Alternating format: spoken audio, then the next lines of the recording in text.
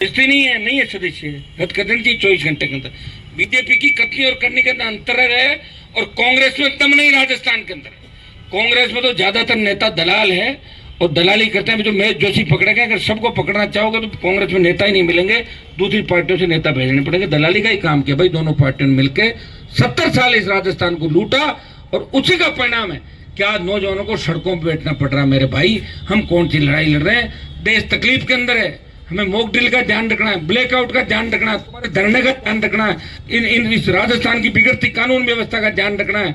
अगर हम नहीं होते तो वसुंधरा नहीं जाती, और वसुंधरा नहीं जाती तो भजनलाल नहीं आता। वसुंधरा से लड़े, गहलोत से लड़े, भजनलाल से लड़े। भजनलाल को पता ही नहीं कि आपकी उत्पत्ति कैसे हुई। हनुमान बेनीवाल जैसे लोग बीजेपी में लड़े तो भजनलाल जी अवतार हुआ आपका, लेकिन अवतार थोड़े समय के लिए हुआ आपका। आप जल्दी, आपकी भी पर्ची जो आई वापस चली जाएगी, आप उसी काम में लगोगे जो धंधा पहले आप पार्टी कार्यालय के अंदर करते थे। भाइयों, गाड़ी में बिठाऊंगा, दूसरी गाड़ी में चले जाओगे।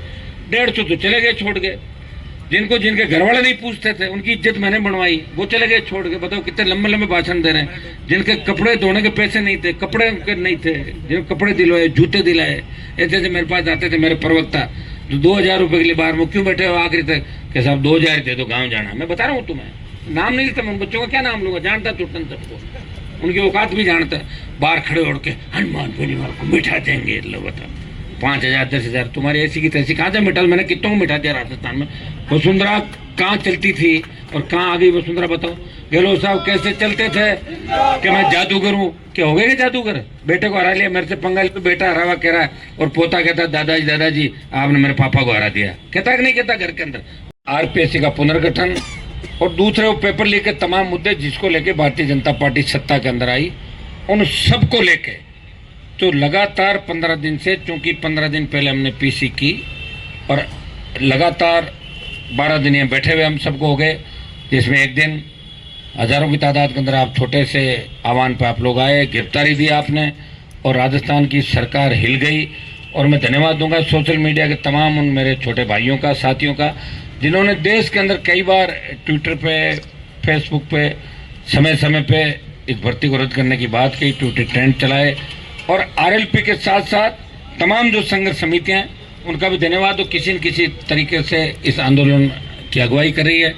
हमें तो दुख इस बात का कि जो लोग एसआई भर्ती और आरएस मुख्य परीक्षा 18 आरपीसी पुनर्गठन की बात करके विधायक जीते, सत्ता में आए, वो सारी बातें भूल गए। कोई कहीं चला गया, कोई कहीं चला गया। क्या उनसे सवाल जवाब नहीं होते? कि उनसे भी तो सवाल जवाब होने चाहिए। मीडिया के लोग उनसे भी सवाल जवाब पूछेगा, आप छोड़ के क्यों भाग गए? आपका तो मुद्दा था, आप तो इसी मुद्दे पर आए थे, ये मुद्दा सबका था।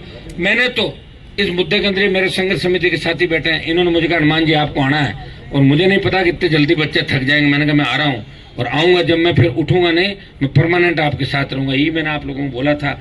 जब टंकी पे 3 नौजवान चढ़े हमारे, तब मुझे पता किस तरह पे केस भी लगाया गया। नीचे जो साथी थे छोड़ के भाग गए, कोचिंग माफिया, बच्चों को डराना कि भाई तुम मत धरने पे मत जाना, तुम्हारे पे केस लग जाएगा। मैं धन्यवाद दूंगा कि 3 4 5 लोग संघर्ष समिति के, और इनके साथ 150 200 लोग रोज, और हजारों की तादाद में संख्या बढ़ेगी। विश्वास ज्यों बढ़ेगा त्यों त्यों इस धरने के अंदर संख्या भी बढ़ेगी। आज हमने आरएलपी परिवार को इसलिए बुलाया कि आप सब आते और शहीद स्मारक पर अपना स्टे रहता। हम ये रात्रिकालीन भी यही का कार्यक्रम रखते, 7-8 बजे हम रोज यहाँ से चले जाते हैं। और चूंकि आज ब्लैकआउट, पहले मॉक ड्रिल का समय था तो 1.5-2 घंटा हमने रोका, और ब्लैकआउट अभी 8:15 साढ़े 8 बजे बता रहे हैं। तो वहाँ जाकर हम तय भी करेंगे कि इस कार्यक्रम में और ज़्यादा बदलाव क्या किए जा सकते हैं। अगर आप सबकी मैं राय लूँगा, 5-5 मिनट के अंदर आप राय दे दोगे। अगर आपको लगेगा कि धरने को आगे पीछे भी करना पड़े तो मुझे कोई दिक्कत नहीं है। देश हित हमारे लिए सर्वोपरि, इसमें कोई दो राय नहीं। देश हित सर्वोपरि है, लेकिन देश हित के साथ साथ हमने जो मुद्दा उठाया ये भी हमारी इज्जत का सवाल है, ये भी हमारी इज्जत का सवाल है, और वो भी हमारी इज्जत का सवाल है। मैं तो प्रधानमंत्री जी से पूछना चाहता हूँ कि ऑपरेशन सिंदूर आपको करना ही था तो 1 महीना पहले कर देते, ताकि कश्मीर में 27 लोगों को जान तो नहीं देनी पड़ती। अगर आपको करना ही था उरी और पुलवामा के बाद जो सर्जिकल स्ट्राइक, एयर स्ट्राइक किए, तो उससे पहले कर देते आप। तो आप क्या वेट करते हैं कि भाई 30 यहाँ के जब शहीद होंगे तो 40 हम उधर से मारेंगे? क्या कोई बात तो नहीं हो रही आपस में आप लोगों की? इस बात का भी देश की जनता जवाब मांग रही है, देश का नौजवान जवाब मांग रहा है। सर्वदलीय बैठक में आप हमसे इसलिए चिढ़ते हो कि हमारे जैसे लोगों में सही बात नहीं बोलते, ये सिंगल मेंबर पार्टी 2/3 इनको बाहर रखो, 5 से ज़्यादा जो MP उनको बुलाओ ताकि डरे हुए बैठे रहे और नाश्ता करके आ जाए वहाँ से। होगी 4 लोगों को बिठा के। तो सर्वदलीय बैठक का औचित्य ये होता है, अर्थ ये है कि सारे दल बैठक के अंदर आए। तो हमें शौक नहीं बैठकों में जाने का, किसको टाइम है इतना भाई, हमारा तो खुद का टाइम है, राजस्थान में चाहिए। दिल्ली में ज़्यादा टाइम पिछली बार दिया, यहाँ आपकी हवा निकल गई, आपने 1 पे ले आए, 1 से 0 पे ले आए आप लोग। तो मैं नौजवानों को भी कहना चाहूँगा, अब लोग कहने बार बार गुस्सा क्यों आता, गुस्सा इस बात का आता तुम्हारी जो उम्र है छोटी है, तुम्हें आगे ज़िंदगी पर मजे लेना है, समझ में आ गया ना। और यहाँ ख़त्म हो गए, हम आगे ख़त्म होने की कगार पर जा रहे हैं। तुम्हारा तो कुछ नहीं बिगड़ने वाला, तो पाले बदल लोगे इधर उधर, मैं कहाँ जाऊँगा ये तो बताओ मेरे भाई। तो मैं तैयार करूंगा, छोड़ के भाग जाओगे, गाड़ी में बिठाऊंगा, दूसरी गाड़ी में चले जाओगे।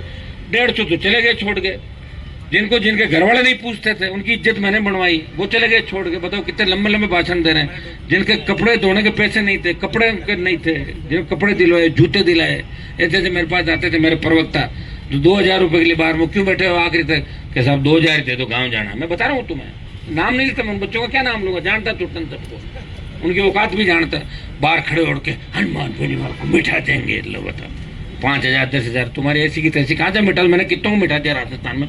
वसुंधरा कहाँ चलती थी और कहाँ आ गई वसुंधरा बताओ। गहलोत साहब कैसे चलते थे कि मैं जादूगर हूँ, क्या हो गए जादूगर, बेटे को हरा लिया, मेरे से पंगा लिया, बेटा हरा हुआ कह रहा है और पोता कहता दादाजी आपने मेरे पापा को हरा दिया, कहता कि नहीं कहता घर के अंदर, मैंने ही किया मेरे भाई। और आज भी तुम्हारे लिए लड़ता हुआ मैं ही नजर आऊंगा, लेकिन दुर्भाग्य इस बात का तुम याद नहीं रखते, तुम भूल जाते हो। तुम्हें याद रखना है कि 28 का मिशन क्या है, मेरा मिशन नहीं है। मेरा मिशन तो जब चाहो सत्ता की सवारी करो, तो सत्ता की सवारी तो कर रहे हैं और क्या कर रहे हैं लोग। भजन लाल जी क्या करते थे पहले बताओ, खाने पीने का ध्यान रखते, नड्डा जी कहाँ आ गए, अमित शाह जी कहाँ आ गए, खाना कौन सा लेंगे, जूस कौन सा लेंगे, करते करते CM बन गए, बने कि नहीं बने। इन्होंने कौन सी लड़ाई लड़ी, और वसुंधरा जी तो भाषण देना ही नहीं जानती थी, इसने अपनी जिंदगी में कोई आंदोलन नहीं किया। और नरेंद्र मोदी ने कोई धरना आंदोलन नहीं किया और देश के प्रधानमंत्री बने कि नहीं बने। कोई धरने आंदोलन और संघर्ष से CM PM नहीं बनते। CM PM बनने के लिए तो व्यवस्थाएं चाहिए, और हम तो 0 से शुरू हुआ, हमारा क्या बिगड़ना है। हमने देख लिया राजस्थान का दौड़ क्या है, पार्टी बनाई वही बड़ी बात है कि 18 में पार्टी बना दी, 29 तक चला लेंगे 10 साल, यही बड़ी बात है। कि भारतीय आदिवासी पार्टी पे जो कलंक लगाया विधायक ने, वो तो नहीं लगा कम से कम RLP पे, और नहीं लगने का कारण था समय भंग कर दी। अगर समय भंग नहीं करता तो 10-15 लोग और पकड़े जाते, क्योंकि लग गए थे। साल 2 साल 4 साल से ज्यादा लोगों की हैसियत नहीं होती काम करने की, अपच हो जाती है। 5 आदमी नमस्कार कर लेते हैं, 10 आदमी नेताजी कह देते हैं, तो औकात से बाहर निकल जाता आदमी। अरे मुझे नेताजी कह रहे, तेरी औकात क्या थी 4 साल पहले, वहाँ जूस का वो लगाता था। अरे भैया ऐसी हालत है लोगों की, मैं क्या करूँ, ये है लोगों के अंदर बोलने।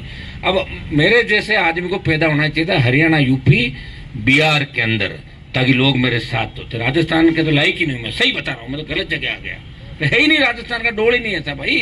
यहाँ तो सुबह क्या वार शाम को क्या, यही धंधा करते हैं राजस्थान के लोग। नई बात 9 दिन, 10वें दिन बात को भूले, जो बाप को मारे उनके साथ राजीनामे, उनके साथ जमीनों का धंधा, और ही करते हैं। और जो साथ रहता है उसके चाकू छुरा घोंप देना, और या साथ रहेंगे उसके घर से बच्ची को भगा के ले जाना। ये तो राजस्थान के अंदर कर्म हो रहे हैं लोगों के।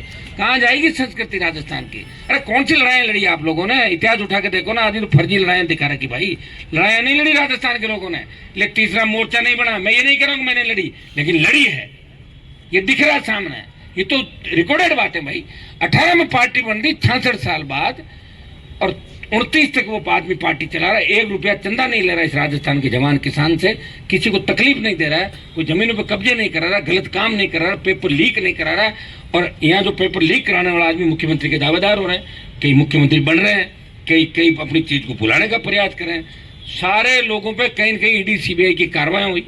हनुमान बेनीवाल लड़ाई लड़ रहा है, कभी काजल की कोठरी में रहते हुए दाग नहीं लगा, उंगली नहीं उठी।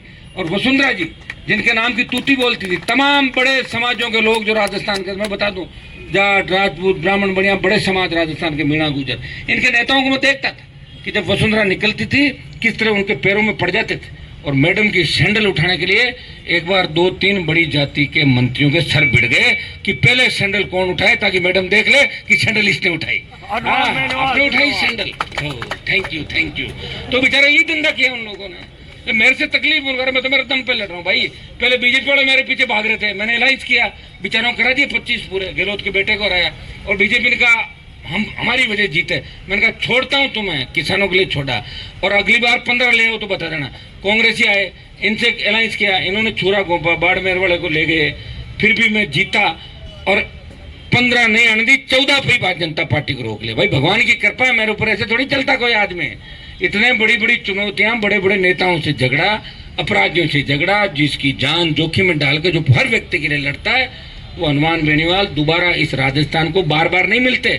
और हर समाज चाहता है कि हमारे समाज में हनुमान जी जैसा नेता हो। वो तो दबे कुचले इस बात को कहते नहीं बेचारे, क्या कहे, कोई आदमी बात अपनी कहता है क्या? कोई व्यक्ति अपने घर की बात बाहर कहता है क्या? तो मेरे जैसे कम लोग हैं जो ये कहते हैं तुम्हें जगा रहे हैं, अपना टाइम खराब करें तुम्हारे लिए। तुम जगोगे कि नहीं जगोगे ये तो मुझे नहीं पता, लेकिन 28 का जो मिशन है, मेरी आखिरी लड़ाई इसलिए होगी कि 28 तक मैं लड़ूंगा तुम्हारे लिए सड़कों पे, और 28 से करूंगा मैं दिमाग से राजनीति, और 28 तक करूंगा मैं दिल से राजनीति। इस बात को आज से ही नोट कर लेना तुम, ये मेरा बयान है। तुम लोगों को देखते हुए करते हुए कि तुम कब समझोगे, कब हमारा लोकतंत्र का चौथा स्तंभ समझेगा, कब हमारी न्यायपालिका इस बात को सोचेगी। हाईकोर्ट को कहाँ आवश्यकता पड़ गई सरकार को फटकार लगाने की? कल परसों मंगा कर देता हाईकोर्ट एसआई भर्ती को। क्या बच्चे सड़कों पर नहीं है? हाईकोर्ट सुप्रीम कोर्ट वैसे तो बहुत कानून बताते हैं, विधायिका को ये अधिकार नहीं, ये बिल वापस लौटाओ, तो ये भी तो करो। पता है जजों को सबको क्या हो रहा है, तो जजों को भी अपना ध्यान रखना है कि तीन जो स्तंभ है, विधायिका, कार्यपालिका, न्यायपालिका। आप देखिए राहुल गांधी को सजा होती है और सजता रद्द हो जाती है तुरंत। ये जो कंवरलाल मीणा का मामला है, इसमें इनका स्टे हुआ है सिर्फ सरेंडर करने पे सुप्रीम कोर्ट के अंदर, सजा पे स्टे नहीं हुआ है।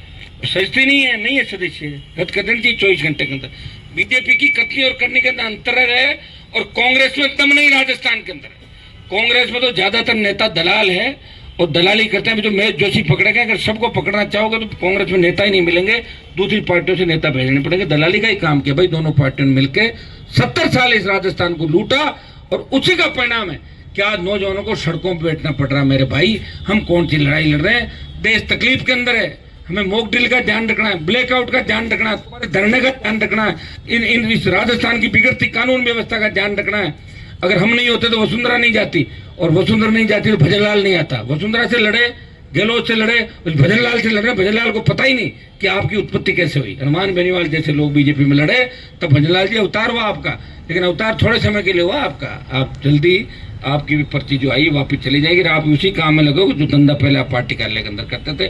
भाइयों, क्योंकि थोड़ी देर बाद अपन 2-3 मिनट बाद अपन चलेंगे, ब्लैकआउट का हमारा जो पालना उसकी भी हम करेंगे, मॉक ड्रिल की पालना करी। हमारे लिए देश पहले है और उसके बाद हमारी सारी जो चीज़ें वो उसके बाद है। लेकिन ऐसा ही बढ़ती और इसको लेकर आंदोलन हमारा जारी रहेगा। घर जाने के बाद आधा घंटे बाद हम देख लेंगे इसको किस रूप में आगे हमें किया जाए, लेकिन तैयार रहना।